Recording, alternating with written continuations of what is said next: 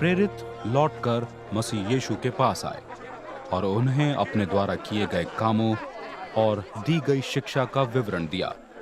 मसीह यीशु ने उनसे कहा, आओ कुछ समय के लिए कहीं एकांत में चलें और विश्राम करें, क्योंकि अनेक लोग आ जा रहे थे और उन्हें भोजन तक का अवसर प्राप्त न हो सका था। वे चुपचाप नाव पर सवार हो एक सुनसान जगह पर चले गए। लोगों ने उन्हें वहां जाते हुए देख लिया। अनेकों ने यह भी पहचान लिया कि वे कौन थे। आसपास के नगरों से अनेक लोग दौड़ते हुए उनसे पहले ही उस स्थान पर जा पहुंचे। जब मसीह यीशु तट पर पहुंचे, उन्होंने वहां एक बड़ी भीड़ को इकट्ठा देखा। उसे देख वो दुखी हो उठे, क्योंकि उन्हें भीड़ बिना चरवाहे की भेड़ों के समान लगी। वहां मसीह यीशु उन्हें अनेक विषयों पर शिक्षा देने लगे। दिन ढल रहा था।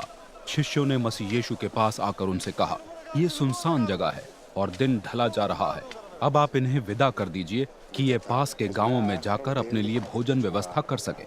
किंतु मसीह यीशु ने उन्हीं से कहा, तुम ही दो इन्हें भोजन। शिष्यों ने इसके उत्तर में कहा, इतनों के भोजन में कम से कम 200 दिनार लगेंगे। क्या आप चाहते हैं कि हम जाकर इनके लिए इतने का भोजन ले आएं? मसीह यीशु ने उनसे पूछा, कितनी रोटियां हैं यहाँ? जाओ पता लगाओ। उन्होंने पता लगाकर उत्तर दिया, 5, और इनके अलावा 2 मछलियां भी। मसीह यीशु ने सभी लोगों को झुंडों में हरी घास पर बैठ जाने की आज्ञा दी।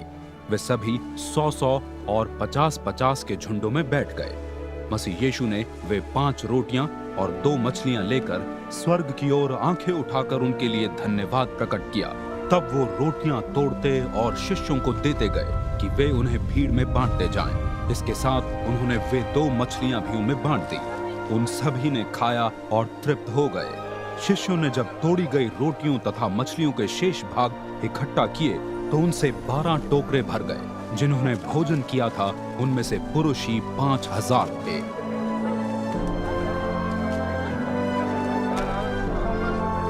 तुरंत ही मसीह यीशु ने शिष्यों को जबरन नाव पर बैठा उन्हें अपने से पहले दूसरे किनारे पर स्थित नगर बैतसैदा पहुंचने के लिए विदा किया। वो स्वयं भीड़ को विदा कर रहे थे। उन्हें विदा करने के बाद वो प्रार्थना के लिए पर्वत पर चले गए। संध्या हो चुकी थी। नाव झील के मध्य में थी। मसीह यीशु किनारे पर अकेले थे। मसीह यीशु देख रहे थे कि हवा उल्टी दिशा में चलने के कारण शिष्यों को नाव खेने में कठिन प्रयास करना पड़ रहा था। रात के चौथे प्रहर मसीह यीशु झील की सतह पर चलते हुए उनके पास जा पहुंचे और ऐसा एहसास हुआ कि वो उनसे आगे निकलना चाह रहे थे। उन्हें जल सतह पर चलता देख शिष्य समझे कि कोई प्रेत है और वे चिल्ला उठे, क्योंकि उन्हें देख वे भयभीत हो गए थे। इस पर मसीह यीशु ने कहा, मैं हूँ, मत डरो, साहस मत छोड़ो। ये कहते हुए वो उनकी नाव में चढ़ गए और वायु थम गई। शिष्य इससे अत्यंत चकित रह गए। रोटियों की घटना अब तक उनकी समझ से परे थी। उनके हृदय निर्बुद्धि जैसे हो गए थे। झील पार कर वे गनेसरत प्रदेश में पहुंच गए। उन्होंने नाव वहीं लगा दी। मसीह यीशु के नाव से उतरते ही लोगों ने उन्हें पहचान लिया। जहां कहीं भी मसीह यीशु होते थे, लोग दौड़ दौड़ कर बिछौनों पर रोगियों को वहां ले आते थे।